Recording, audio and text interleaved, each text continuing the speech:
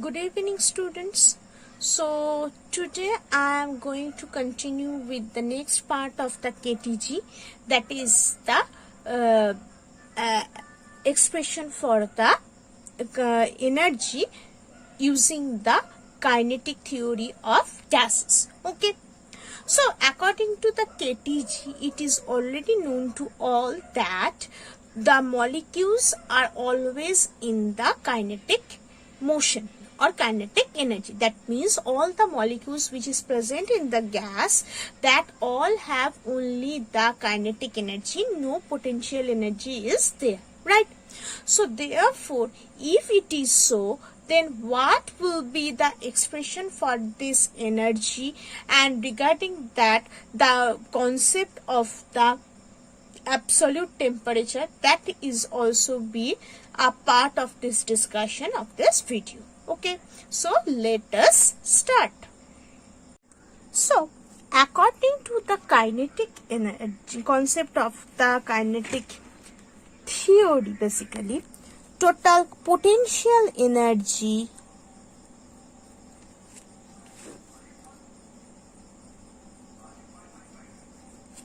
of the gas molecule is basically 0, and for the kinetic energy, basically it is present. Then what will be this kinetic energy for the gas molecules? So let us consider that it is E. So there are m number of, suppose total n number of molecules present in the gas. So that is basically for the first one, that is half mc square c2 square dot up to m c n square. So if we take common half n, so it will become like this, right? Now I just divide this particular and multiply this particular term with capital N, total number of molecules that is present in the gas. So this is, what is this? This is nothing but the RMS velocity. Okay, average. And this is, what is this Mn term? Mass into total number of gas molecules. That means it will provide you or give you the total mass of the gas. So it is considered as is, and this. Okay, where C is basically the RMS velocity, and this M0 is the total mass of the gas, right? Now we already know that P, pressure, equals to 1/3 rho c square. This rho is the density, c is the RMS velocity, right? So instead of this c square, what we can put? C square equals to 3p by rho. If I put it this value to here, so it will becomes basically 3p by rho. So the expression, if I rearrange this, p by rho. Now mass by density. So already we know density equals to basically mass by volume. Now volume equals to, what will be the expression? That will be mass by density. So this can be replaced with V. So the expression becomes PV, 3/2 PV. So total kinetic energy for the gaseous system becomes E equals to 3/2 PV, right? So this is the relationship between the pressure and the kinetic energy of the gas, right? Now when a gas accepts some amount of heat or it receives some amount of heat, suppose H, then what will happening? As it is receiving H amount of heat, first thing it is happening, that is the temperature is increasing.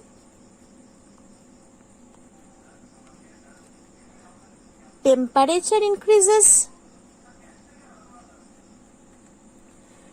And the next thing which is happening, that is, as heat is one kind of energy, so that therefore it converts into another energy inside the gas. Okay.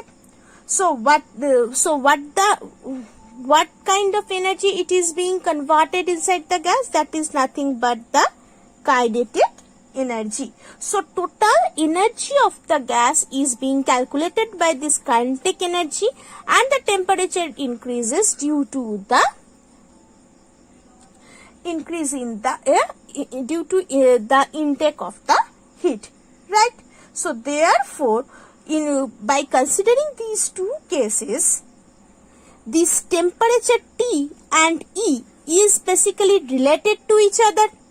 So therefore, according to the KTG, it is telling that the temperature is directly proportional to the energy. So if temperature is increasing, that means its energy also increased, and if temperature is decreasing, that means energy also decreased, right? Now we already get that E equal to 3/2 PV. So we can write it at E equal to 3/2 PV, which implies 3/2 is nothing but a constant term. So we can write it as E is directly proportional to PV, where P is the pressure and V is the volume. Now T is directly proportional to E. So therefore, instead of E, we can write it at PV. So therefore, PV is directly proportional to T. So therefore, PV equal to KT, right? So this K is nothing but the proportionality constant.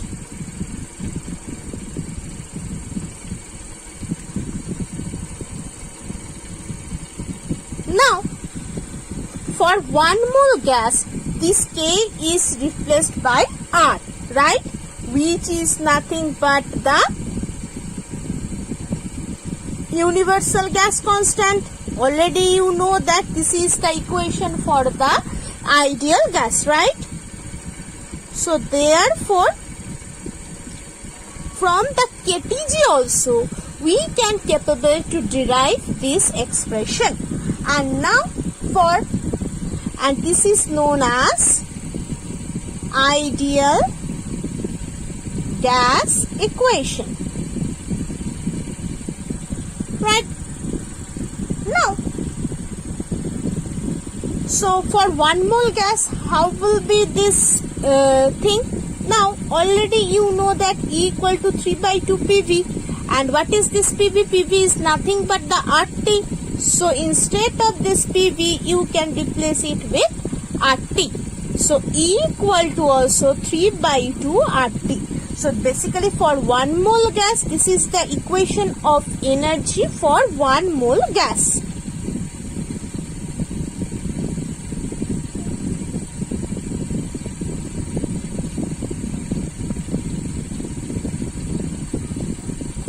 Ideal, obviously. Okay. Now, what will be the change in the RMS velocity?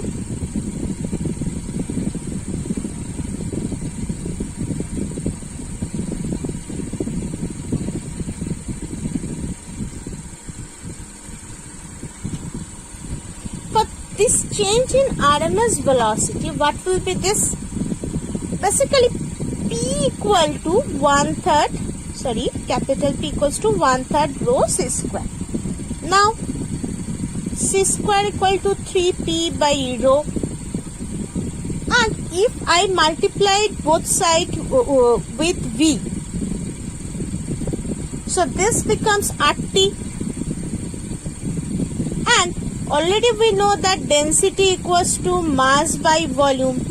Now, volume into density will nothing but M. So this will be M. So this C will be root over of 3RT by M. Right? Now this R, this M, these 3, all of these are nothing but constant. So therefore we can conclude CRMS is directly proportional to root over of T. That is basically the velocity is the root function of the temperature. Right? So this is another derivation regarding this RMS velocity. Okay. So from this point of view, we can capable to express the definition of absolute temperature. Now, as C is directly proportional to root T, and here we got that T is directly proportional to E, right? So therefore, as T is proportional to E, so if suppose T equal to 0, then E will be also 0, right? So therefore, we can say that, or we may conclude that at the temperature, at which temperature the total energy of the gas becomes 0, that temperature is known as absolute zero temperature.